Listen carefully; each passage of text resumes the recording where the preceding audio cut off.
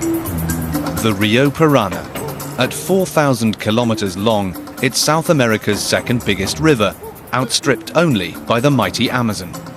For part of its course, the Parana marks the border between Brazil and Paraguay. Here, the river's path is barred by a man-made structure, the Itaipu Dam.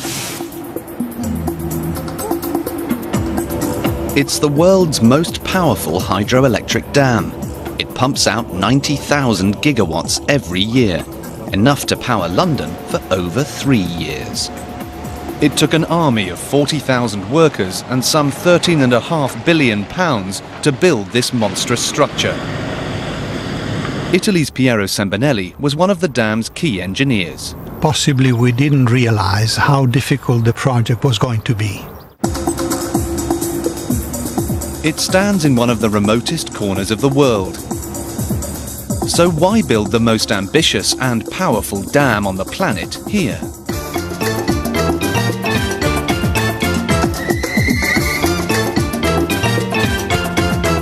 Rewind to the 1960s, a boom time for Brazil.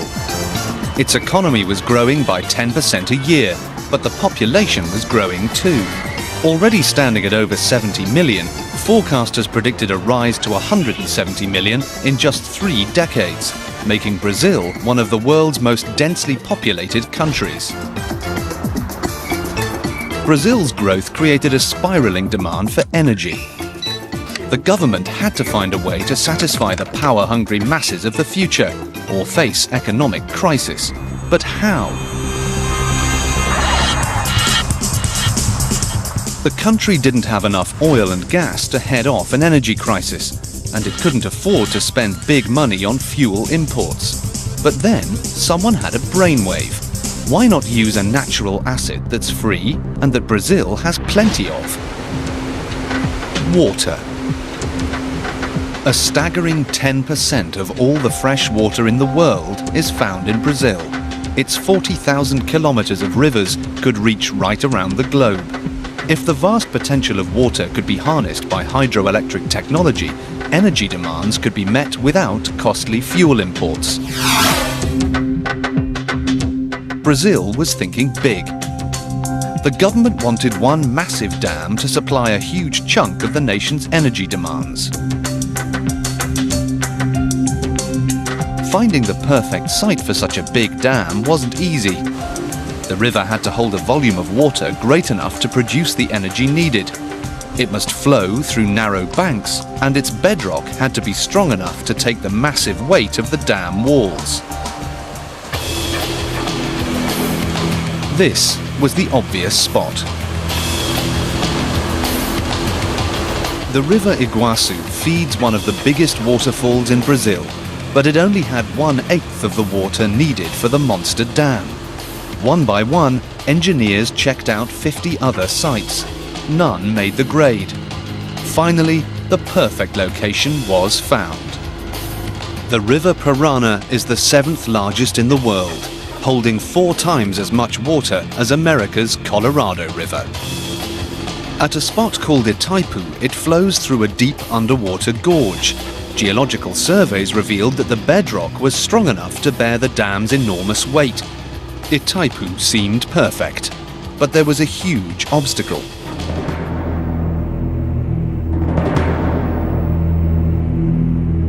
The gorge sits right on the border between Brazil and its old enemy, Paraguay. In the 19th century, the two countries had fought in a bitter war. Paraguay lost half its territory and half its population was killed. Even over 100 years later, there was still mistrust between the two peoples.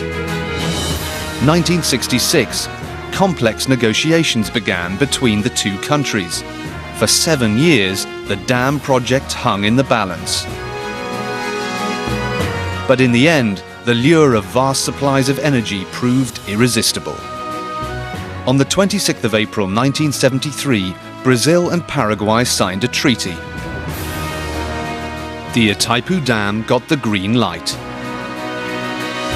Itaipu looked set to outstrip some of the world's greatest dam projects. It was destined to be 18 times as long as the mighty Hoover Dam and 9 times as heavy. Most importantly, it would produce 6 times more electricity. But building the world's most powerful hydro dam meant making sacrifices. A vast area of farmland and forest would need to be flooded to feed the monster dam. Tens of thousands of people stood to lose their homes, and the habitats of thousands of animal species would disappear forever. As the Itaipu project reached the point of no return. May 1975. Old enemies Brazil and Paraguay signed an historic pact, which enabled construction to begin on the biggest hydro dam in the world. The aim, to harness the power of the mighty Parana River. The goal, an energy bonanza for both countries. The multi-billion-pound budget was jointly funded by the Brazilian government and by foreign investors. Engineers found a site on the river that seemed perfect for the dam. But to build it, they would first need to divert the Parana from the course it had flowed for thousands of years and reroute it. A massive diversion channel had to be carved through the rock of the riverbank to temporarily divert the river away from the dam construction site. At 2 kilometers long and 80 meters deep, it was the biggest diversion channel ever attempted. If it failed to divert the river correctly, the whole project would be doomed. Piero Sambinelli was the engineer in charge of building the channel. It was a mighty struggle that we fought. The Paraná was the most difficult diversion ever tried.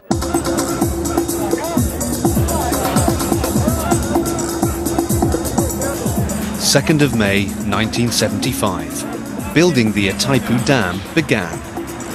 First job, to dig the channel diverting the river. It took 3 years of explosives, mechanical diggers, and sheer brute force to slice through the rock. The dig threw up a mounting pile of waste rock known as spoil. As the months passed, the unwanted earth and rock reached the size of Rio's famous Sugarloaf Mountain. Meanwhile, others were counting the environmental cost of such a big dam. Once complete, the Itaipu Dam would turn the Parana River Valley into a giant reservoir, flooding an area twice the size of the American city of Chicago to a depth of 100 meters.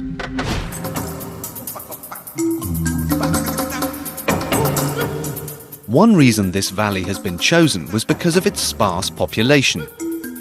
But there was still 600 square kilometers of agricultural land and thousands of small farms on the Brazilian side, and on the Paraguayan bank, 470 square kilometers of rainforest, home to thousands of wild animal species. The thirst for energy comes at a price. As the dig got underway, environmental consultants were drafted in. Their task, to assess the wild animals and plants that needed to be saved from the coming flood. It was the first dam project to attempt a major rescue plan. But at this stage, there were only 17 people involved, mostly volunteers. Brazilian Fernão Carbonar was one of the team. It was the beginning of the environmental movement all around the world, but regulations weren't as strict and legal requirements as tough as they are today. It was a race against the clock. If the rescue wasn't completed before the valley was flooded, thousands of animals would perish, and any endangered species living here could be put at risk. The work was time-consuming. Angico vermelho, 24.8. The survey basically consisted of walking through the woods and sighting the animals, looking for their foot tracks.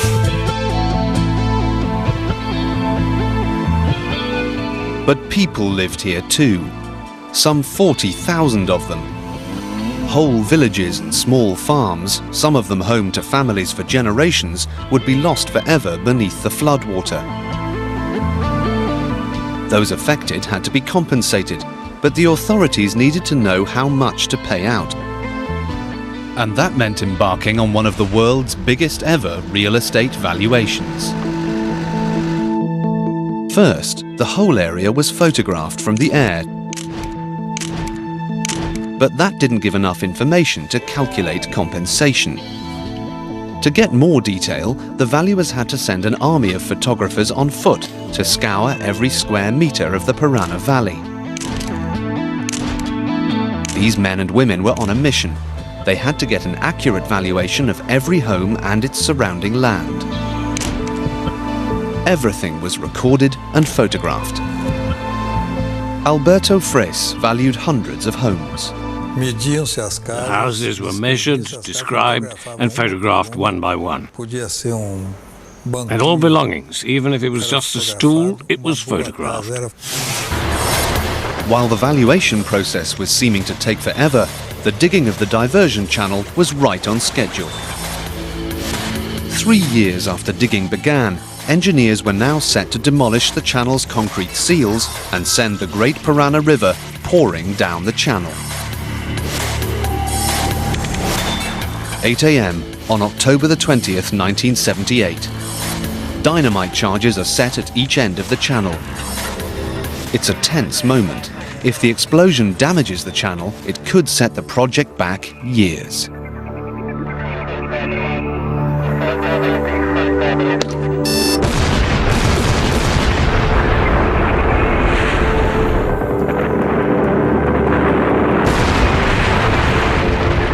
It was a fantastic moment, incredible moment. The blast was like a firework.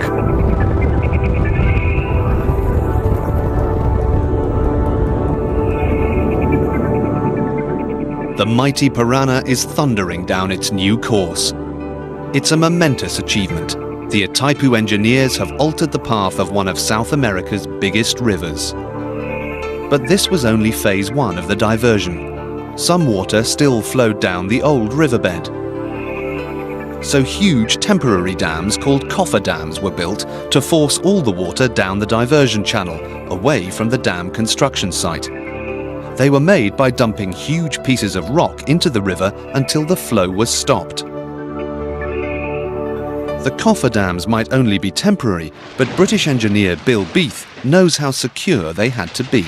Coffer dams prevent the river from flowing into the area where the dam is being built. Should these collapse during construction, it would be a total disaster. Brazil has some of the most torrential rainfall in the world, and rising water could put the coffer dams under pressure or even burst the walls. That would bring a devastating wall of water down on hundreds of workers. The engineers hoped that they would have enough warning of rising river levels to safely evacuate workers. Until the main dam walls were built, all that stood between the workers and the threat of flood was a wall of rubble.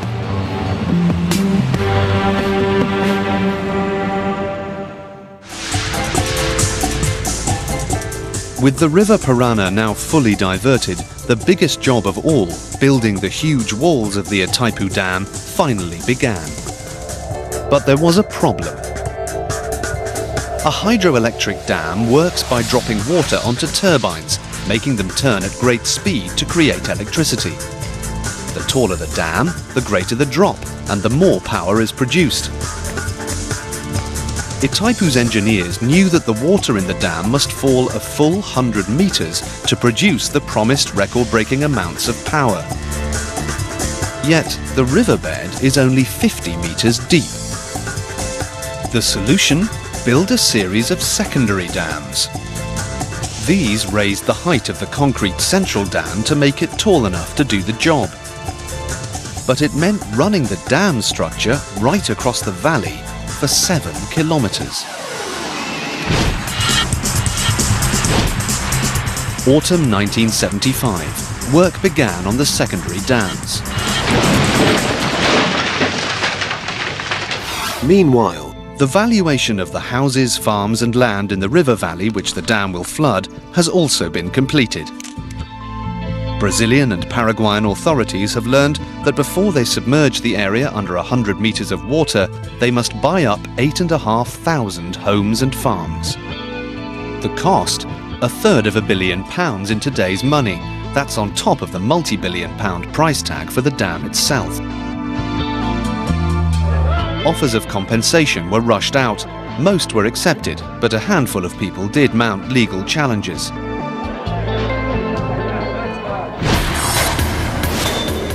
But engineers were more worried about keeping the secondary dams on schedule. They desperately needed more workers, an army of them. Yet the Parana Valley was sparsely populated and remote. Its only town, Foz do Iguaçu, was a small frontier settlement. The nearest big city, Sao Paulo, was 1,000 kilometers away. Project managers had to choreograph a massive migration of workers into the area. They bussed in tens of thousands of workers from all over Brazil. Everything a large town needs, from schools and hospitals to churches and kindergartens, had to be built. New housing estates were built just for dam workers. Massive catering production lines were set up to feed the ever-increasing number of workers. The town of Foz do Iguaçu began growing at an incredible rate. We're really talking about moving into a one-horse town with something like 30,000 workers. What was once a tiny backwater became a gold rush town, practically overnight.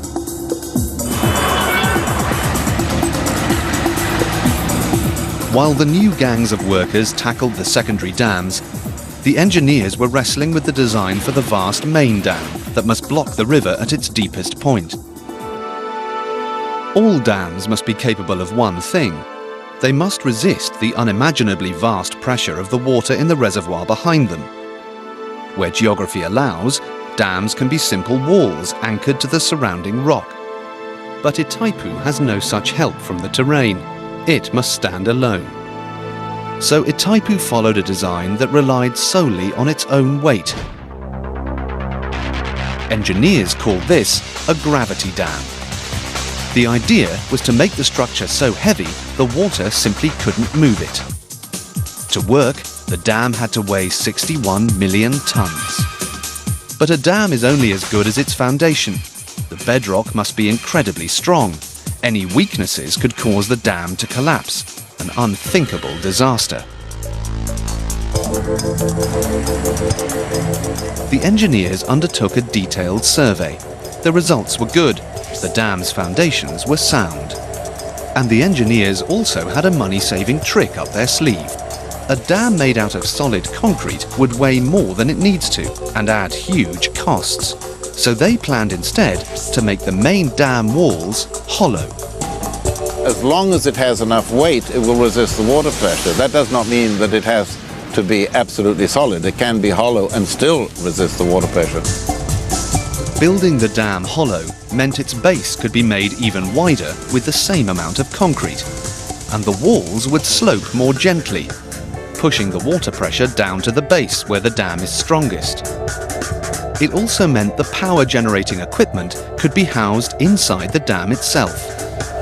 It was a clever solution.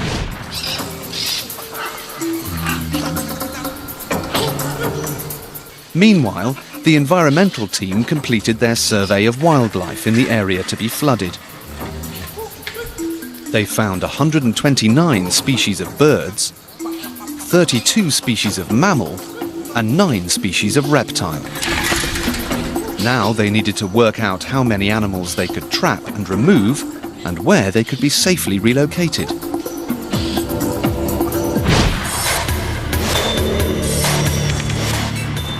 June 1979. Preparation for the main dam was well underway.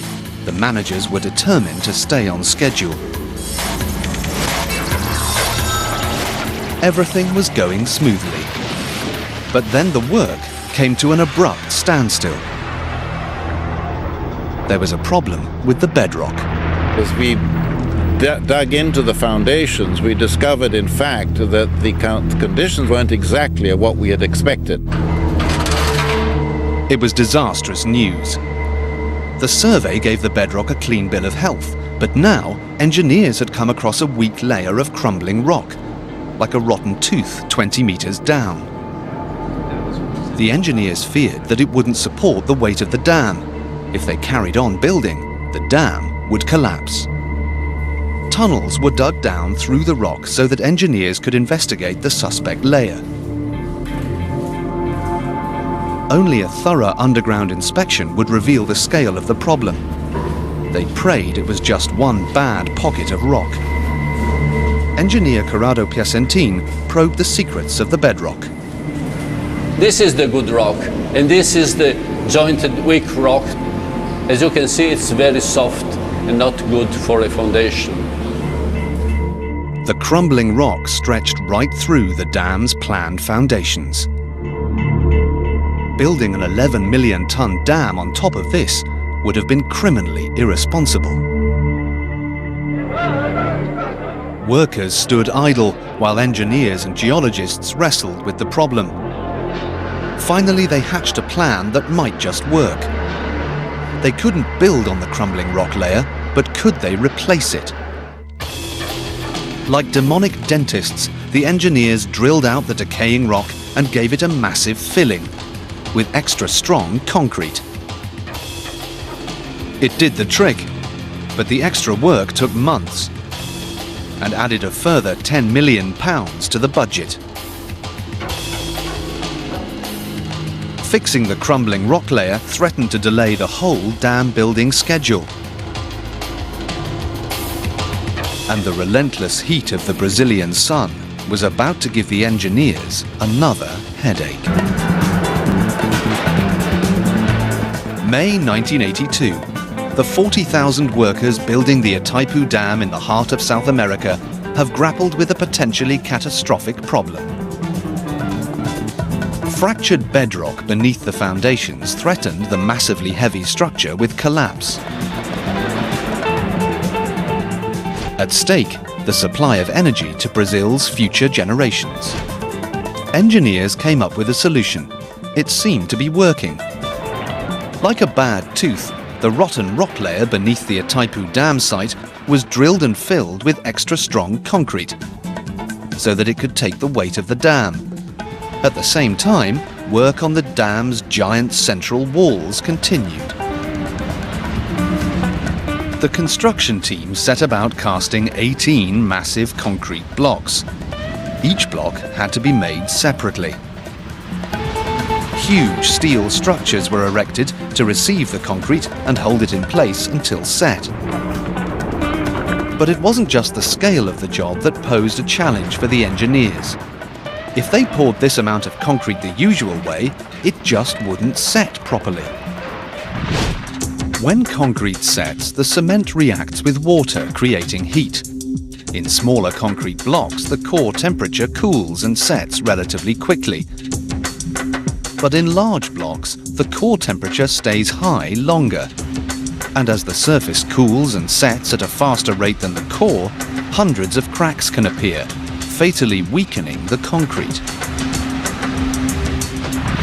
And that wasn't the only problem. Temperatures in Brazil can easily soar past 40 degrees centigrade. If the huge blocks were allowed to set in the sun, they could reach more than 90 degrees. This too would cause weak spots and cracks.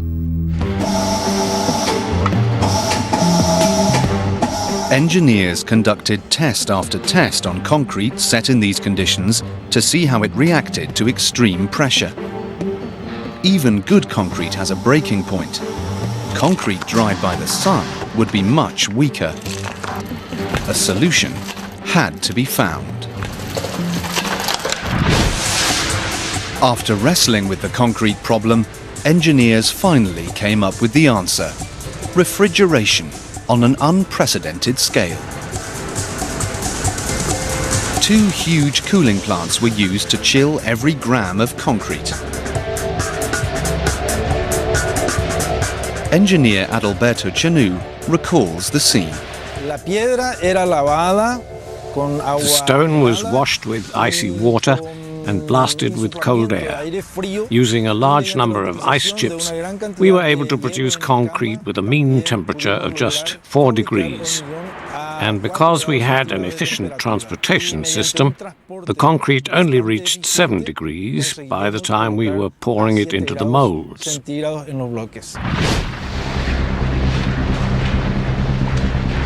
The scale of the refrigeration job was vast.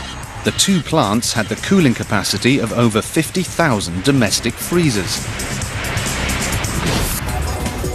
By June 1982, the race was on to meet the dam's completion date, just 3 months away.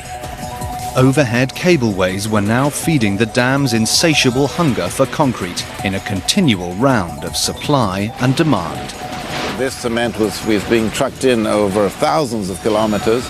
At one time, something like about 1 40-ton truck every 20 minutes was coming in with cement.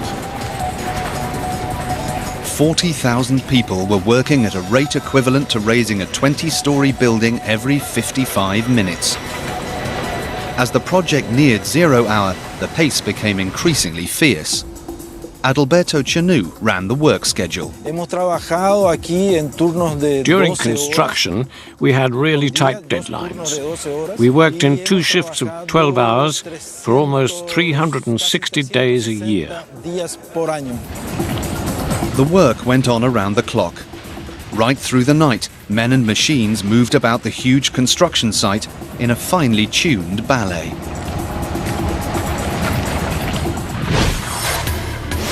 As the countdown to the dam's completion and the valley flooding began, conservationists went into action. They hoped to save 30,000 animals, relocating them to new areas or to wildlife sanctuaries. The rescue team knew that it was a race against time to save as many animals as possible before the flood. At the same time, the massive task of relocating over 8,500 families got underway.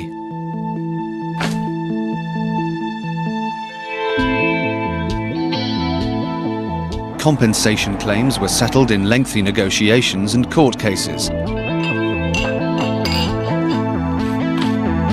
Some were given money, others were given a similar property and land elsewhere.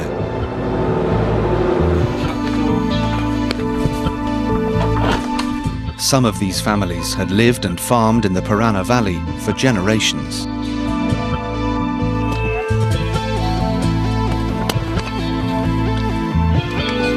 For many, it was a devastating moment as they left their homes forever.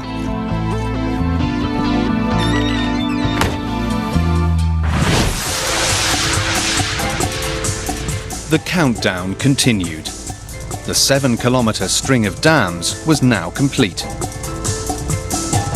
Itaipu was about to take its place as one of the longest and most impressive dam structures in the world. But the next step was absolutely critical. Engineers have to close off the channel that diverts the Parana River. The river will then slowly flood the entire valley, creating the vast reservoir that will feed the dam and drive its power-generating turbines. Once filled, the water pressure in the Itaipu Dam's reservoir will be like 4,000 bulldozers pushing ceaselessly against the dam walls. The engineers had made highly detailed calculations and were confident that the massive walls were more than strong enough to hold back the water.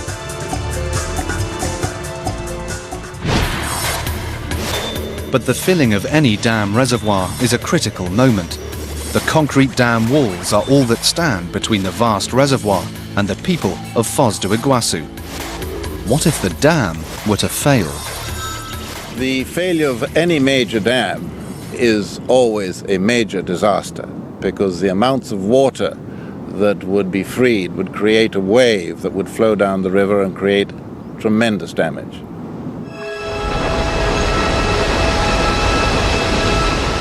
If the walls of Itaipu were to fail, the escaping wave of water would dwarf all but the most extreme flash floods Brazil has ever seen.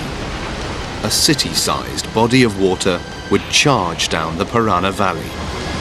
The wave could reach 50 kilometers an hour and demolish all in its path but the most substantial buildings. The death toll would depend on whether people living in the valley had any warning of the impending flood.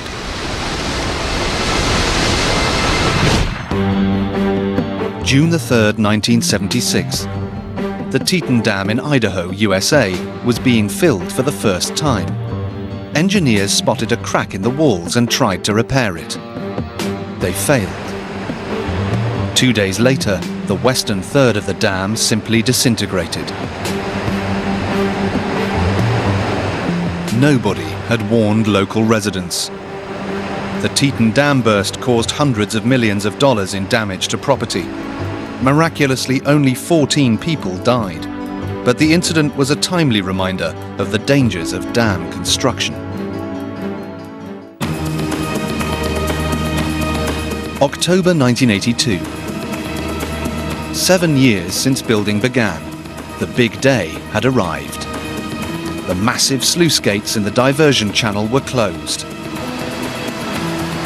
The River Parana flowed once again down its original course. It poured over the cofferdams. It charged into the reservoir. Whatever happened, there was no way to stop the water now. As the water rose, more and more pressure was put on the huge concrete walls. The reservoir took 14 days to fill to its final depth of 100 meters.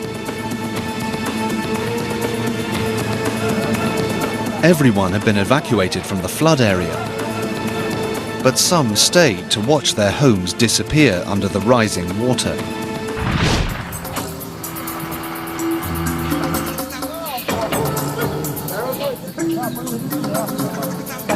And an army of over 300 conservationists from Brazil and Paraguay set out on one last mission to save as many animals as possible from drowning. As the water levels slowly rose, small islands of high land were left behind. They're only temporary, and after a few hours they would disappear forever beneath the surface. For now, they provided a last desperate refuge for terrified animals. Like modern-day Noahs in tiny arks, Fernão Carbonar and his rescue team tried to save as many as they could before it was too late. We used some nets, we used some hooks for the snakes, and some of them we just caught them by the tails. Soon the animals had only treetops to cling to above the rising water. And there were hazards for the rescue team too. The water was high, so you can imagine yourself going by boat on a treetop. You didn't really know what to expect to find between the leaves. Sometimes you just look to your right, and about 20, 30 centimeters you had a rattlesnake or some other kind of poisonous animal. But apart from the odd scratch and bite, the rescuers managed to avoid serious injury. For days, the rescue progressed and the floodwaters continued to rise. Within 2 weeks, a vast stretch of the Parana Valley was lost forever. Itaipu's reservoir now stretched as far as the eye could see. The dam's giant walls were holding back the water, but the engineers now had to stop it rising any further. If the water flowed over the top of the dam, the walls could be weakened and even start to crack, with potentially catastrophic consequences. Engineers had a trick up their sleeve. A crucial escape chute called a spillway had been built at the edge of the dam.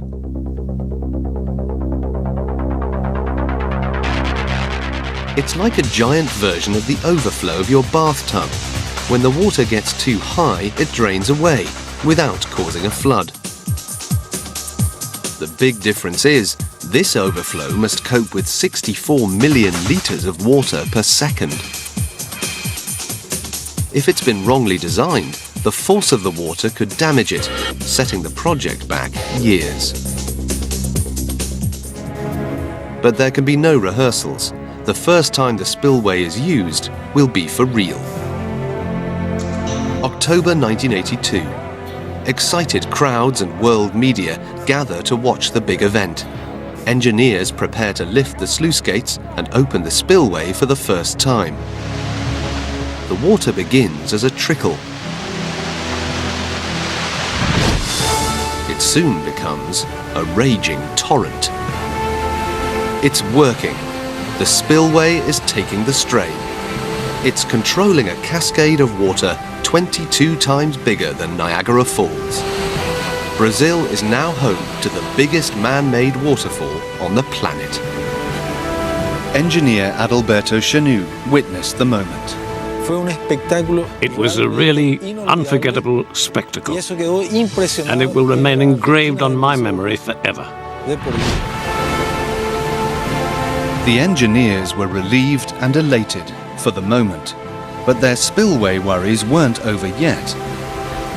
They feared that the volume of water thundering off the spillway might in some way damage the dam itself.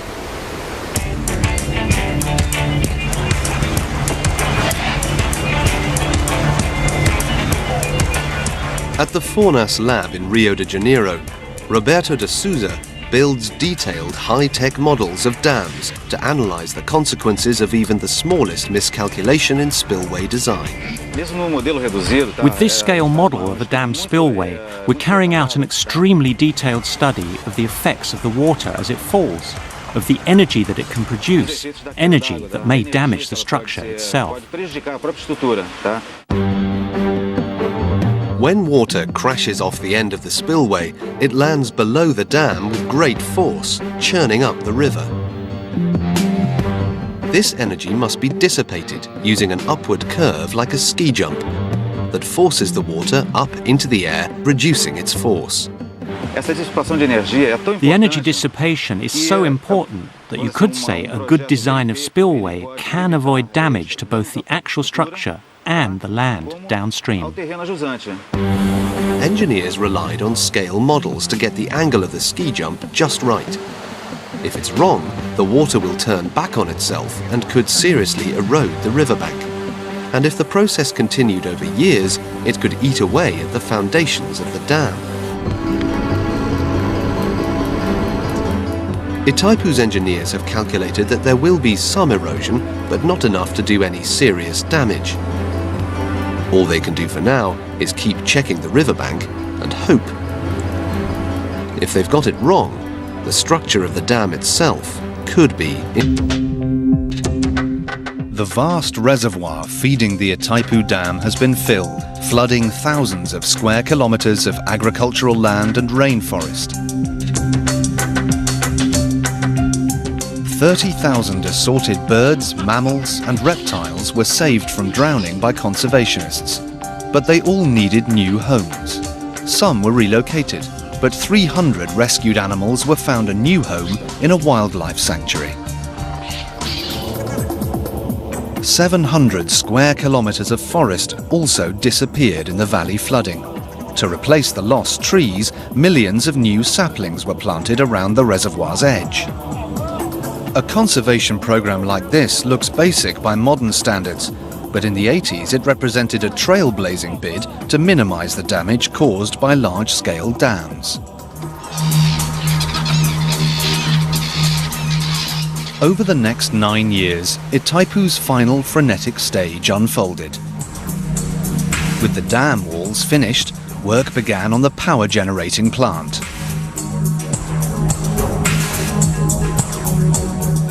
18 giant tubes to funnel water to the turbines went up.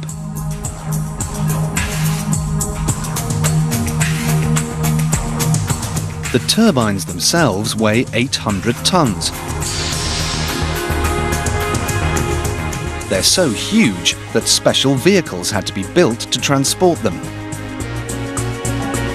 And that wasn't all. The bulk of the Itaipu Dam's electricity was destined for the huge cities of Sao Paulo and Rio de Janeiro, over 1,000 kilometers away. A massive network of pylons stretching right across the Brazilian countryside was erected. The electric power lines from the dam are long enough to stretch around the globe 1.5 times. As the dam neared the moment of producing power, engineers nervously inspected the riverbank for signs of damage from water thundering down the spillway. This is the kind of erosion that huge volumes of water can do when traveling at high speed.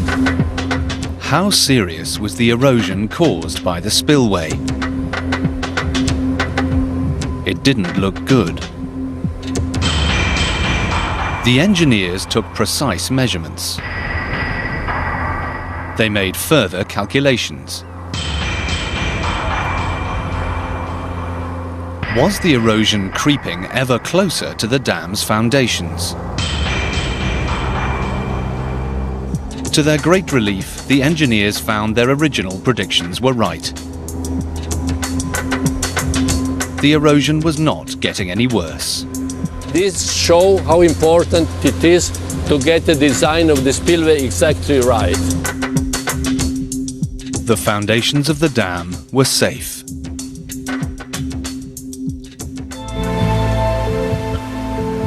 Itaipu was now nearing completion. The pace had been unrelenting. But South America's biggest ever engineering project had come at great human cost. Records aren't precise, but 145 people are thought to have lost their lives in accidents while building Itaipu.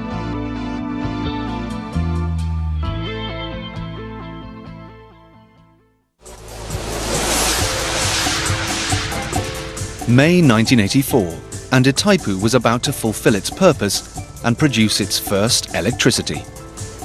It was the moment everyone had been waiting for, the culmination of 9 years of grueling work. Water poured through the gates at the top of the dam, thundered down and turned the turbines. One by one, further turbines were brought online, and in April 1991, Itaipu became the most powerful hydroelectric plant on the planet. Itaipu was now feeding the energy demands of 24 million Brazilians in Rio de Janeiro and Sao Paulo. The electricity flowed without a hitch for 10 years. Until January the 21st, 2002, 1:30 p.m. Without any warning, 13 of Itaipu's 18 giant turbines suddenly grind to a halt. Electricity production stops. The engineers at Itaipu are mystified. What has gone wrong? Rio and Sao Paulo are brought to a standstill. Traffic lights stop working, causing 30-mile backups. Subway systems close down. People are trapped in elevators. Offices, homes, factories are plunged into darkness. What is causing this cataclysmic power failure? José Ricardo de Silveira was in charge of power output. All the generators and all the transmission systems for Brazil suddenly cut out. At the time, we didn't know exactly what was going on. After frantic investigations, electricians finally tracked the problem down. A power line had collapsed. The transmission system couldn't cope with the power level that Itaipu was generating. It had tripped the switch that turns off the mighty dam's generating system. An inquiry followed. The result, £8 billion were poured into upgrading the transmission system to prevent future blackouts. In one afternoon, Brazil's urban population saw just how much they relied on Itaipu's electricity. 20 years on, the Itaipu Dam remains an extraordinary achievement and was recently voted one of the 7 wonders of the modern world by engineers. Today, a staggering 90% of Brazil's energy is generated by hydroelectric dams. Dams like this have helped Brazilian cities and industries to grow and brought electricity to people in remote areas of the country. But the heavy reliance on water power has come at a price. And all around the world, there's a growing awareness of the environmental havoc that hydroelectric dams can cause. At Itaipu, dead treetops serve as a powerful reminder of a valley that has gone forever, and the enormous price Brazilians have paid in their quest for power.